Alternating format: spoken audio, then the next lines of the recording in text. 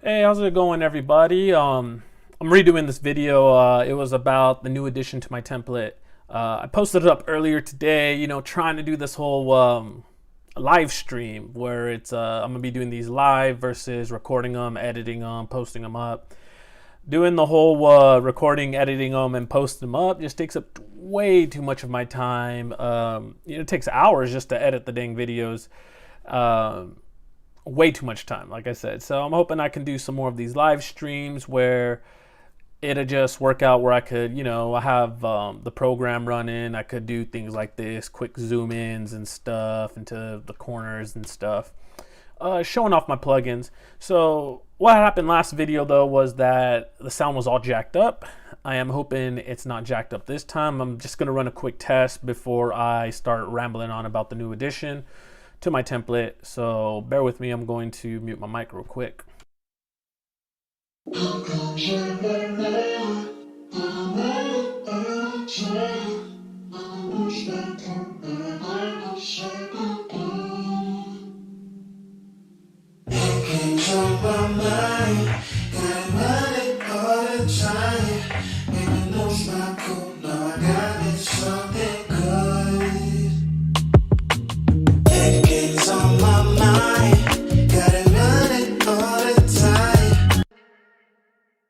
So it looks like the sound's actually working now, which is great. So let's get started. The song is by Black Adam, super dope artist, writer, producer, really cool guy. It's called Head Game. It's up on Spotify. I did put a link in the description below. Let me double check that that's actually there. Yep, it's there. It's in the description if you want to check it out. It's called Head Game, super dope track. And if you've been following me for a while, you know how I work. I color all my instruments yellow, and then I do all my vocals blue, the default blue in Pro Tools. I don't do anything crazy. I don't do all this oranges and purples and greens. And really because, well, I'm colorblind for one, so I can only see certain colors. But besides that, it's just getting everything to work out correctly. It just makes sense in my brain, and then everything else is kind of just organized the way it works. So I start off with basses on the top, kicks, claps, drums, and then I go to perk, and then I go down to guitars, keys, synths, and pads and effects. And it just follows into my template here where it's bass, kicks, drums, percussion, guitars, keys, horns, strings, pads, and that's so on.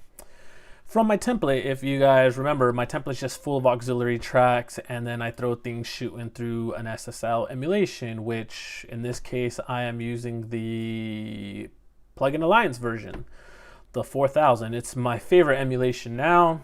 That's where I do. So I do everything in the box. It just goes right into these SSL channels. So if you look here, it looks like I didn't do any kind of mixing whatsoever, but just a couple fader moves. But that's not the truth. You come into these plugins here. This is where I do all my EQ bass. There's nothing, just a little compression on it. Kicks, I click the kicks. Looks like I didn't do anything on the kicks. Okay, maybe I didn't do any work. Or maybe I thought it sounded good. Yeah, because look, here's the tom. So I upped a little bit here on the EQs. He has some guitars in here. Maybe I didn't do nothing. Here we go. So here's some keys. Mess with the keys. You go down the vocals, and the vocals are here. So I mess with everything like that. It's that's just how I work. So it's all going through the SSL, just quick EQ. Nothing's over processed. It's really just outputting it and going into this. Then it goes into my mix bus. Here's my mix bus. Here's my master bus. So I mastered this track right into the session. And then underneath that is all my effects. You got your background, leads,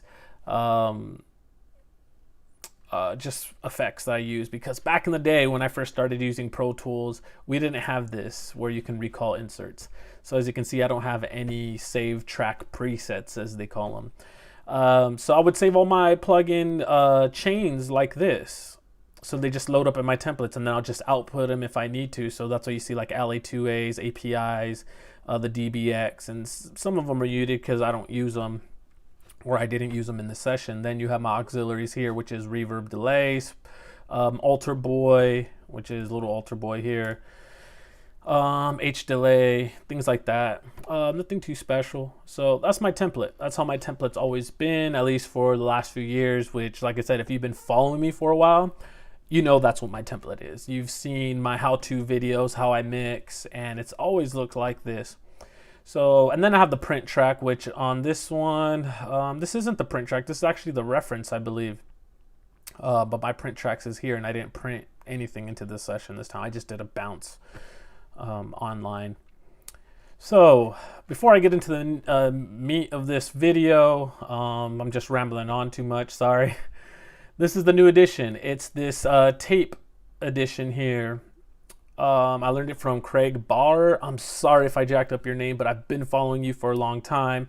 His name's Craig Barr. You can find him on Instagram, Twitter. I started following him on Twitter and kind of followed his career from there. He does stuff with like Kanye West and a lot of other big artists, but Kanye West is the one that comes to mind right away.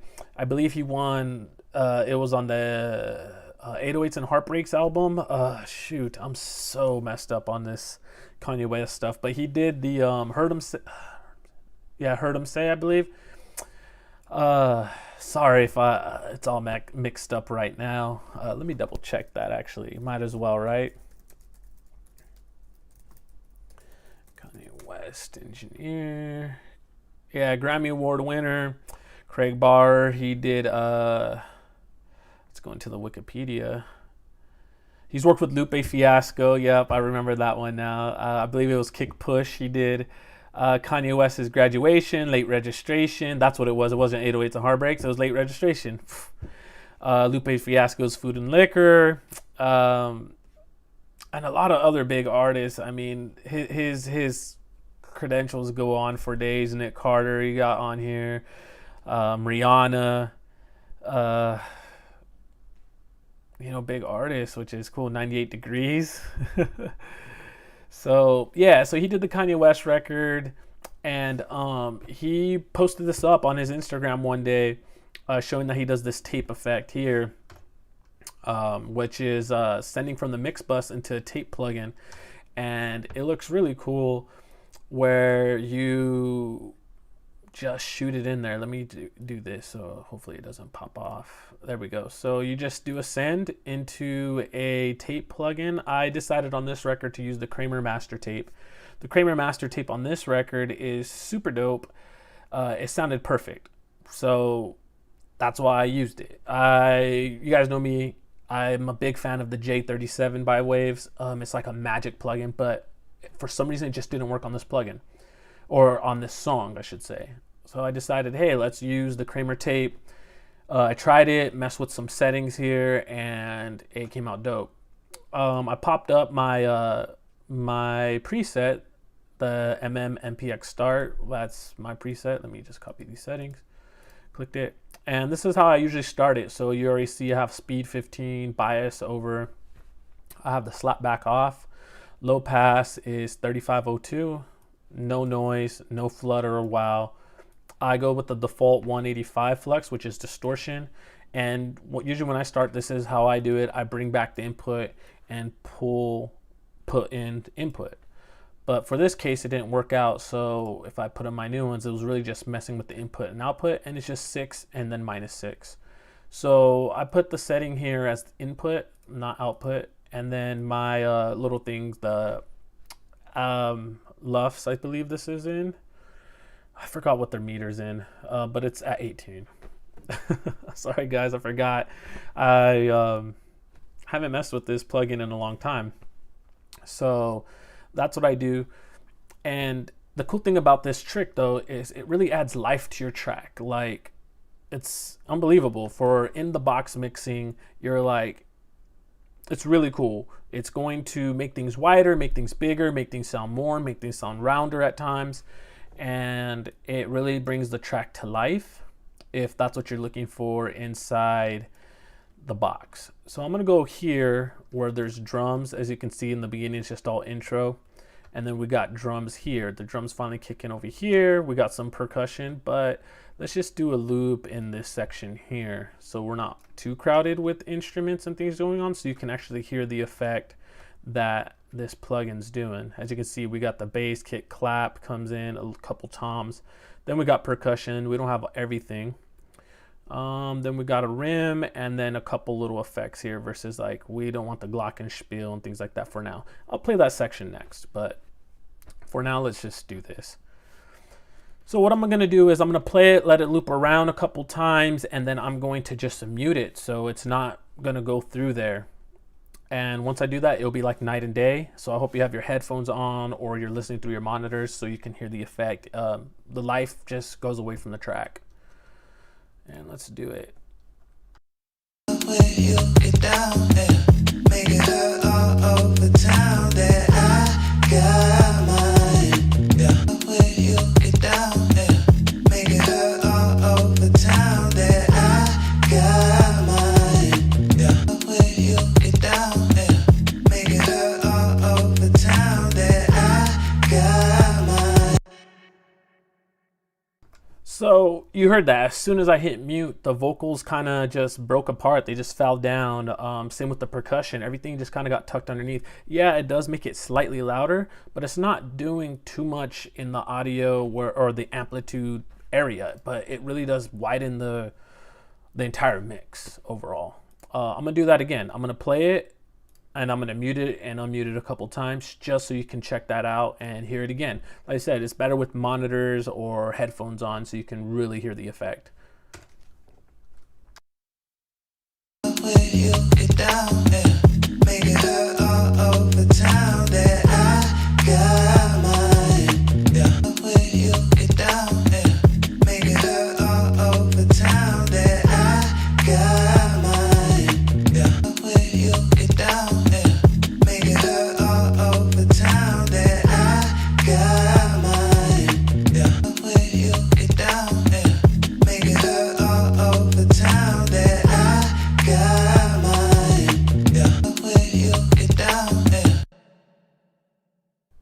And it's such a cool thing to do in the box. Like if you're mixing in the box and you need to add life to your track, if you need to just make things sound bigger, warmer, wider, this is the trick to do.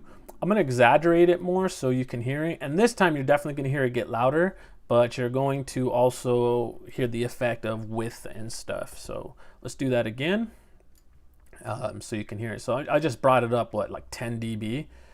And you'll see that the meters go. And this time I'm actually going to mute it like I did with the fader. So you can see the meters drop and you know that it was muted.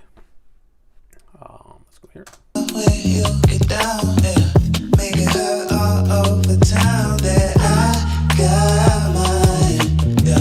When you get down and make it hurt all over town that I got mine. Yeah. When you get down and make it hurt all over town that I got mine. Yeah. And even right there, doing it like that, it's not destroying the mix where you're like over compressing or anything like that. Like you just heard the vocals kind of be up in front of you and then all of a sudden they just collapsed and fell in the back. And that's how this effect works. It's not even an effect, it's just a mixing trick, I guess. And it just works really dope like that. I really liked it. So I was like, okay, let's implement this in every single song. And I've been putting it in every song I've mixed. So the way it works is while you're mixing, you bring in your template wherever you're doing, and usually they tell you, okay, mix into a bus comp, which I'm a big fan of the Plugin Alliance one, the SSL bus comp, the Townhouse bus comp, but it's an SSL emulation. I used to use the Waves one, but I had to start using this one because for one, it has a sidechain filter, which is super dope, but it's what they do under the hood of these plugins. They have the V gain, and same with these over here. They have the V gain, which is part of the whole THD stuff, and it just sounds incredible. But anyways, I started going to this, so I mix into this. I automatically, when I bring in my template, it brings in the tape channel, and it automatically has it sent like this to negative 18.1. And as you can see, the tape is 0 going to my master, and then the tape plugin loads. But on my other tracks, I haven't been using this one actually. I did it in this song just because it sounded so good, but I've been using the my favorite, like I said, the J37. and it's right here. And this is the one I've been using here. This is the settings I've been using. As you can see, the speed's 15, the formula I went with 815, and the bias on this one went on normal. I didn't do too much, and then I have a little bit of saturation too, and then -18 on the noise level, so you don't really hear it. I went the model tracks 2+3. That's usually what I've been inputting or importing when I bring in my template, but for this song, I went with the Kramer tape, and I can A/B them for you so you can actually check those out. So let's do that real quick. Let's A/B these plugins. So I'm gonna come here, let's do that one, and then we'll bring this one up as well.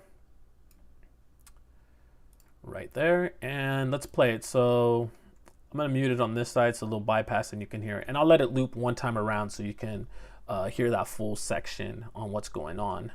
When you get down there, make it hurt all over town that I got mine. Yeah. When you get down there, make it hurt all over town that I got mine. Yeah. When you get down. And let's do this. Let's mimic what I did here, +6 and then -6, just so we're giving it a fair shot. +6 and -6. And let's try that. So let's go back to the Kramer tape, and then we'll do the unmute and mute thing. Sorry if that last pass was sounding weird. I forgot to mute my microphone. The whole live stream's still new to me. When you get down there, make it hurt all over town that I got mine. Yeah. When you get down there, make it hurt all over town that I got mine. Yeah. When you get down there, make it hurt all over town that I got mine. Yeah. When you get down there, make it hurt all over town that I got mine. Yeah. When you get down there.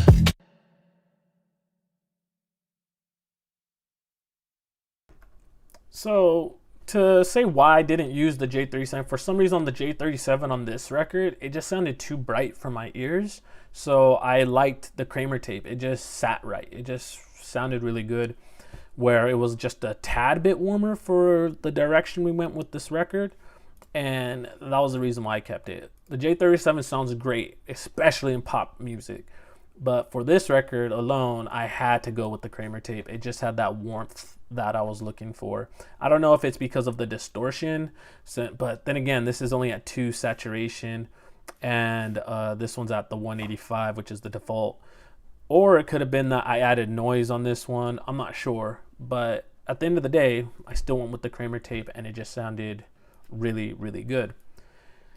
It's just a small subtle thing, and like I said, it's something that I highly recommend everybody starts using in their templates, because, or in their mixes, because it just kind of puts a final touch, final sheen, final master, if you want to say, right on the record. Sounds great. So again, I'm gonna play it. This time I'm gonna play it at the chorus section here, where we got a little bit more what's going on. This is the same thing as here, I believe. So let's just play this section there. And let's try it out one more time, and we will mute the when it loops around, or even in the middle, so you can hear the difference. Dedicate's on my mind, got it running all the time. Baby, lose my cool, no, I got it something good. Dedicate's on my mind, got it running all the time. Baby, lose my cool, no, I got it something good. Dedicate's on my mind, got it running all the time. Baby, lose my cool, no, I got it something good. Dedicate's on my mind, got it running all the time. Baby, lose my cool, no, I got it.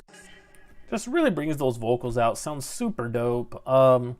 And then the last thing too, I'm going to mention about the difference between the two, why I still chose the Kramer tape over the J37, is for some reason on this record alone, the J37 made the record sound more processed, and I hate over processing anything. And that's why, like, if you look at my mix right here, I'm not doing much of anything.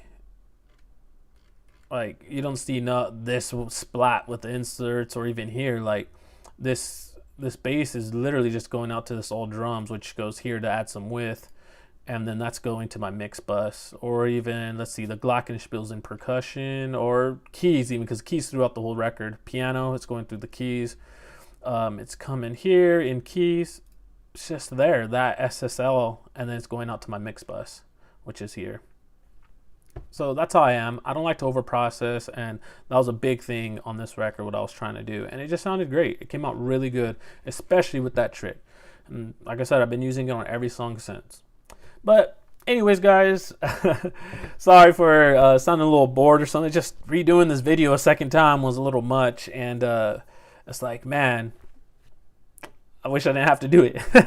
But let me know what you think. If you have any questions, go ahead and just drop me a comment below or send me a message, email, or whatever, and I'll definitely reply as best as I could and help you out if you need to.